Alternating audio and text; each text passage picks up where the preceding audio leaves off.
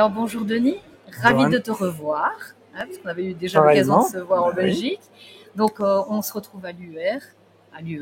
Donc c'est Cécile Méchac qui a organisé ça et elle a bien réussi parce que je pense qu'on a vraiment des figures emblématiques de la résistance et de la résilience. Parce que j'aime plus trop le mot résistance, j'aime bien ce mot où on rebondit aussi sur ce qui se passe pour pouvoir créer peut-être ce qu'on a envie de voir émerger. Alors on va prendre un peu de tes nouvelles. Qu'est-ce que tu deviens, Denis? En fait, je deviens bien. C'est presque ça. Moi, je dis je vis. Tu vis. On est là pour vivre et on n'est pas là pour vivre dans la peur. Juste ça, tu vois. Et qu'est-ce que tu Je vis. Oui. Je suis né pour vivre, pas pour vivre dans la peur. Et alors les médias, cette espèce de société qui est autour de nous, ils veulent nous faire peur. Ils veulent nous faire peur avec un vilain virus qui est si dangereux qu'ils amènent plein de gens à se faire injecter un produit qui est réellement dangereux. Et puis aujourd'hui, ils veulent jouer à la peur de la guerre. L'énorme chance, c'est j'ai aussi, comme plein d'autres personnes, informé des militaires, des gendarmes, des policiers, y compris du national, qu'il y a des risques avec les vaccins du Covid qu'on leur a fait pour certains et aussi avec les vaccins pédiatriques. Donc on a une grosse partie des corps armés qui sont avec nous maintenant. Là, t'en es convaincu? J'en suis plus que convaincu. J'ai pris le train samedi dernier en redescendant de Nexus, des 25 ans de Nexus. On s'est croisés, mais on n'a pas eu l'occasion de se dire bonjour. Et à côté de moi, dans le train, il y avait un monsieur de la police nationale. D'accord. Il m'a donné son compte Telegram, j'ai pas besoin de dire son nom. Et il m'a dit, mais je suis totalement d'accord avec vous. Et il m'a dit, mais on désobéit, vous inquiétez pas. C'est encourageant, ça. C'est très, très, très encourageant. C'est que c'est eux notre rempart. C'est eux qui nous protègent. Tu vois, il y a Police pour la vérité, là, c'est les gardiens de la paix. Les gardiens de la paix, hein, ce n'est pas des... Comment on appelle ça? Il y a les gardiens de la paix les forces de l'ordre. Les forces de l'ordre. Ouais, on avait changé le vocabulaire. Et moi, mon intention la plus aboutie depuis 2020, c'est de tendre vers la paix, de sortir de cette espèce de disposition dans laquelle le cher Emmanuel a déclaré la guerre en disant nous sommes en guerre, et je dis nous sommes en paix, je suis en paix, et comment on tend vers la paix. Donc ça les dépasse, ça se pose quelque part au-dessus d'une certaine justice pénale, et moi je vais du mieux que je peux, ouais. Je fais mon sport, je m'alimente bien, je rencontre des gens adorables, donc des Belges entre autres. Des Belges, et puis voilà, et puis à un moment, à mon avis, la justice finira par trancher de manière honnête et sincère, parce que le droit s'impose à eux. Sinon, ça veut dire que leur métier aussi n'a plus de sens. Donc c'est tout ça. Et d'ailleurs, quand on s'était vu à Liège, il y a eu un très beau moment où c'est toi, je crois, qui m'a posé la question, qui m'a demandé qu'est-ce qu'on fait si la justice fait pas son boulot. Et ça, je m'en souviens, c'était un moment extraordinaire, parce que ça m'a obligé aussi à verbaliser que ouais, si la justice fait pas son boulot, on peut quand même continuer à vivre, qu'on peut quand même continuer à résilier. Mais ça aussi oblige la justice à aller dans le bon sens. En fait, on les met face à leurs responsabilités. C'est ça. C'est ce que j'ai fait depuis 4 ans, 5 ans. En septembre 2021, j'ai parlé devant la RS Occitanie. Je les ai mis devant leurs responsabilités. Je leur ai dit, vous êtes au courant, il y a des décès et de nombreux effets indésirables graves avec les vaccins du Covid. Est-ce qu'on peut se voir? Ils n'ont pas voulu me recevoir. Donc là, j'ai redéposé la semaine dernière un courrier à la préfecture de police, à la préfecture de l'Hérault et au nouveau directeur de la RS Occitanie, pour leur dire que de maintenir l'obligation, en particulier de janvier 2018, sur les vaccins pédiatriques, c'était une mise en danger de la vie d'autrui, entre autres parce que les vaccins qu'on fait aux enfants, il y a des risques de myocardite, et qu'une myocardite fulminante, c'est un risque grave et imminent, et donc ça rentre pleinement dans la définition de la mise en danger de la vie d'autrui. Donc on ne peut plus maintenir cette obligation vaccinale qui est illicite, voire dangereuse. Donc après, c'est réellement leur responsabilité. Tu as eu des cas quand même d'enfants qui avaient été... Eh ben, plein de témoignages. Donc là, je viens de refaire une vidéo sur Instagram. Si vous voulez aller voir Denis Agré sur Instagram, n'hésitez pas. Avec Olga Garcia, qui est la maman de Mélanie Massip. Mélanie Massip, à 15 ans, elle est décédée à cause de Pfizer d'une myocardite, authentifiée par une IRM cardiaque. C'est dans le dossier médical, c'est au tribunal de Montpellier. Et ça a ouvert la porte des myocardites dues au vaccin du Covid. Et petit à petit, j'ai déroulé le fil que les vaccins qu'on fait aussi aux enfants, ça cause aussi des myocardites. Et la peur, elle est dans leur camp. Et entre autres, elle est dans le camp des grands dirigeants des industries, des laboratoires pharmaceutiques. Ils savent, ils cachent ça. Ils veulent pas révéler qu'il y a des risques graves, parce que c'est la poule aux œufs d'or. Il y a une autre dame suisse, là, Emma Cruzy, qui dit c'est le veau d'or. C'est vraiment ça, oui. Et moi, je dis plusieurs choses. Je dis on n'est pas là pour sacrifier les enfants sur l'autel du capitalisme.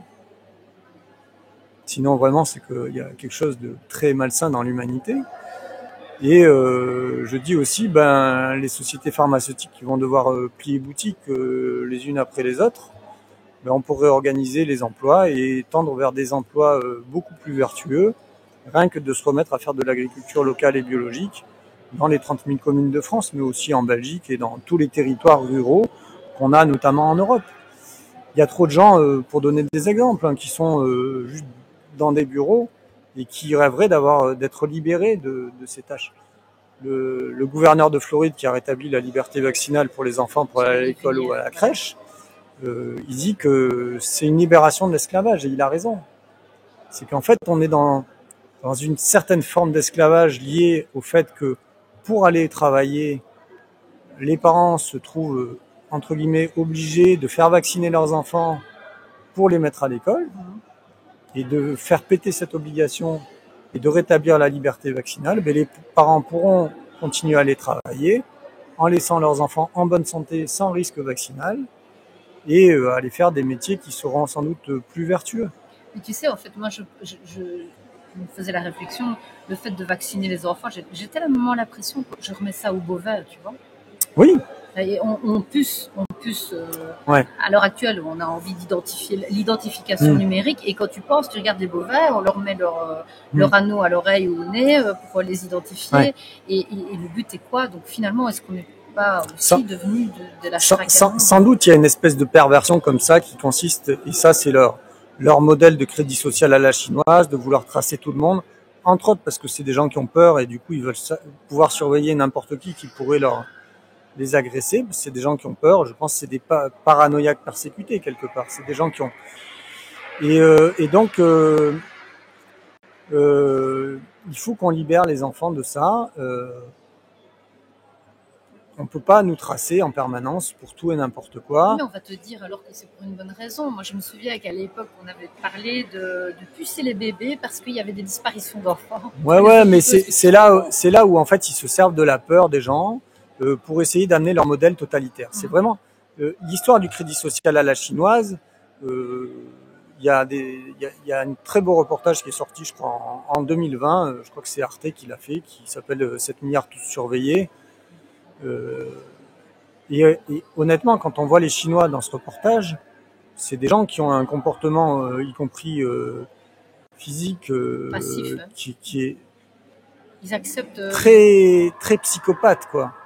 Et en fait, je sais pas si c'est la chance qu'on a d'être en France et aussi en Europe, où on n'est pas soumis à un régime communiste, parce que dans le régime communiste, les gens qui dirigent, ils gagnent beaucoup de sous, ils sont très pervers, et en bas, si les pauvres sont pauvres et qu'ils sont malades, ils en profitent.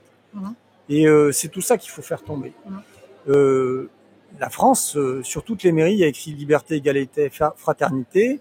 Il y a des gens, notamment un juriste que j'ai beaucoup apprécié, qui m'a dit en fait, il faut inverser la formule, il faut dire fraternité, égalité, liberté. La fraternité, c'est sans doute ce qui nous anime tous. Ça fait tomber ces espèces de trucs communautaristes ou religieuses dans lesquelles il voudra encore amener des clivages, on va dire catholiques, juifs, musulmans. Mais la fraternité, elle est beaucoup plus forte que ça, et les religions, elles sont pas là pour diviser. Moi, encore hier, j'étais à la synagogue à côté de chez moi. Moi, je suis catholique. Je suis allé voir les juifs du quartier. Il y a Radio Aviva. J'ai discuté avec une jeune fille de 38 ans qui est secrétaire, qui est très proche on va le dire, du CRIF, là, du truc des juifs de France, là. Et la jeune fille 38 ans, elle a eu 3 doses et elle m'a confié qu'elle avait fait un infarctus à cause des vaccins. Et donc, on est tous liés par cette fraternité et aussi par cette espèce de mensonge organisé. Et toutes les communautés religieuses sont touchées par ça. C'est ça. Donc, la fraternité, c'est sans doute la chose la plus forte. L'égalité, ben, c'est toi et moi. C'est l'égalité homme-femme, tu vois. Alors, oui, mais en fait, voilà, le mot il est un peu fort, mais oui, c'est ça. Quoi. Je n'ai pas les mêmes muscles que toi. Hommes et femmes, on est complémentaires. Et puis, et l'égalité, c'est que réellement sur la Terre, doit être le même sur la Terre, on est tous au même niveau. Je dis simplement, on a tous les 2 pieds sur Terre, on respire de l'air, on a du sang dans les veines. Donc, on est tous constitués à peu près de la même manière, qu'on soit juif, musulman, catholique, qu'on soit blanc ou noir ou jaune, voilà, ou vert, pour rigoler un peu. Et après, donc, fraternité, égalité, et puis la liberté. La liberté, c'est une notion qui est très importante, mais c'est cette notion de la liberté des uns commence là où s'arrête celle des autres. On a tous notre bulle autour de nous, et on se respecte. Et après, bon, voilà. Donc moi, je trouve que c'est un moment assez extraordinaire de renourrir des valeurs. Il y a aussi cette notion de sincérité, d'honnêteté dont je parle pas mal, parce que pour sortir du mensonge, il faut dire la vérité. Et une des plus grandes vérités qu'on puisse dire aux parents, c'est oui, messieurs, dames, les vaccins que vous faites à vos enfants, il y a des risques graves. Donc ces vaccins ne sont pas sûrs. Les 11 et maintenant 12 ou 13 vaccins qu'on fait aux enfants en France, ils sont pas sûrs, il y a des risques graves. Il y a des risques de décès qui sont authentifiés dans les rapports de l'Agence du médicament. Et ils sont pas efficaces non plus, puisqu'il y a des infections. Par exemple, dans le rapport de la NSM, il y a 5 méningites après vaccin hémophilus. Donc, ils sont ni sûrs ni efficaces. Et puis, il y a des maladies qu'on connaît qui ne sont plus... Enfin, c'est plus nécessaire de vacciner. Aussi. Parce que, bon, si on te prétend que le vaccin te protège contre certaines maladies, je veux dire, à un moment donné, elle devrait même plus être là. Donc, si on vaccine encore, c'est un problème. Sur la sincérité, pour dérouler ça aussi, si les gens ont encore peur des maladies, virus, bactéries, parasites, il y a plein d'éléments pour se rassurer. Déjà, si vous avez peur des virus, n'allez plus du tout dans l'eau de mer. Faut savoir que dans l'eau de mer, il y a des milliers, voire des millions de virus par millilitre d'eau salée. Donc ça, vous pouvez aller le vérifier. J'en ai parlé dès 2020. Déjà, rien que ça. Et puis peut-être que d'aller se baigner régulièrement dans l'eau de mer, ça permet aussi de s'immuniser. Point. Des bactéries, a priori, on en a tous sur la peau. Il y a du staphylocoque. Ouais, je sais pas. On a du staphylocoque sur la peau. Dans la bouche, on a du streptocoque. Au fond des fosses nasales, en théorie, on nous dit qu'on a du méningocoque. Ils disent que, dans les articles publics, ils disent que 90% de la population est porteuse du méningocoque. Mais peut-être 100% d'ailleurs. Et donc, on a tous des bactéries. On a une peau et des muqueuses qui nous séparent du milieu extérieur. Et si on a une bonne immunité, on tombe pas malade de ces bactéries. Etc., etc. Et puis les parasites, il y a des parasites sans doute dans l'eau. Si on a une acidité gastrique normale, ça c'est sans doute aussi là pour tuer aussi les parasites. Et puis il y a aussi pour les bactéries des antibiotiques, pour les parasites des antiparasitaires. Donc en fait, il y a plein de choses qui permettent de rassurer les populations en leur disant, écoutez, regardez, il n'y a pas de risque de lever l'obligation vaccinale. Si vous avez des maladies bactériennes, on peut vous traiter, etc., etc. Voilà. Merci. Alors maintenant, qu'est-ce que tu deviens? Donc, je veux dire, au niveau du travail, est-ce que tu as réussi à rebondir? Parce que moi, c'est le côté résilience aussi, je trouve. Mais le travail, là, on fait du travail. Ah, ça, on informe. C'est du médical, ce que je vous dis. Je reste médecin, j'ai toujours mon stéthoscope, je sais toujours ausculter, je sais toujours réanimer quelqu'un. Puis petite anecdote que j'ai pas relatée, mais il y a une semaine, j'étais à Montpellier un matin où il y avait un peu des vagues, parce qu'aussi en Méditerranée, il y a un peu de vagues et des fois il y a du courant. Il y a une dame qui fait, tu sais, le longe-côte. Maintenant, c'est à la mode. Il y a plein de personnes qui marchent au bord de l'eau. Oui. Et en fait, il y avait une dame qui était en train d'appeler au secours, au secours, au secours, et qui était en train de se faire mouliner au bout d'une digue dans un courant où elle avait plus pied. Et bon, moi, j'ai enfilé mon maillot et je suis allé la sortir de l'eau. Je l'ai sauvée. Et elle m'a remercié. Et c'est assez rigolo. Je l'ai revue pas plus tard qu'hier, parce qu'elle m'a laissé ses coordonnées. Et c'est la très bonne amie du maire de Montpellier, Monsieur Michael Delafosse, qui est un ami de Emmanuel. Donc Denis Agré, il peut aussi sauver des gens physiquement de la noyade. Ça passera pas dans Midi Libre, ça s'est fait dans la sphère privée. Il y avait une dizaine de personnes qui ont assisté à ça à Carnon-Plage. Et les Belges maintenant sont au courant aussi. Voilà. On va t'inviter au bord de la piscine et si tu veux, avec un maillot rouge. Bah, j'ai pris des cours de natation, je faisais même de la compétition de natation quand j'étais gamin. Mais c'est là où, tu vois, la fraternité, toutes ces notions d'entraide, eh ben, elles restent actives. Et qu'est-ce que je fais dans ma vie? Ben, je vis, tu vois, on revient au début, je suis là pour vivre. Mon métier, médecin institutionnel autorisé, il viendra quand donc j'ai été radié en janvier 2025. J'attends que le Conseil d'État casse la radiation. Ça va arriver. Je pense que vraiment j'ai les arguments juridiques de droit en ma faveur. Et voilà. Donc continuons à apporter l'espoir. L'espoir fait vivre et de plus en plus on entend cette notion d'espoir. On en a besoin. Ouais, bah, de toute manière, on est acteur de notre vie. Donc, je veux dire, à partir du moment où on se rend compte et on identifie les dangers, on sait mettre en place certains stratagèmes pour pouvoir surfer. Ah, t'aimes bien surfer. J'aime bien, j'avais dit, il suffit de surfer la vague, nous sommes en paix. Ça, c'était sur mon ancien profil Facebook. Ils m'ont fait sauter mon profil Facebook de 32 000 abonnés cet été, là. J'étais pas très content. Il y avait 50 vidéos, beaucoup de contenu. Bon, j'ai refait une page Facebook. Mais ouais, il faut surfer, il faut vivre, il faut. Là, moi, j'aime beaucoup l'escalade, la montagne. La montagne aussi, c'est des voies. Moi, j'ai fait pas mal d'escalade des grandes voies. Et je vous donne une phrase aussi pour peut-être finir, mais j'ai un très bon ami qui dit tu sais pourquoi pourquoi on va au sommet des montagnes? Et il dit c'est Bernard qui m'a dit ça. Voilà, mon copain Bernard de Saint-Bosite de Montmel. Et ben Bernard, il m'a dit on gravit des montagnes pour toucher les dieux et redescendre en racontant des histoires. C'est beau ça. C'est beau. Merci beaucoup.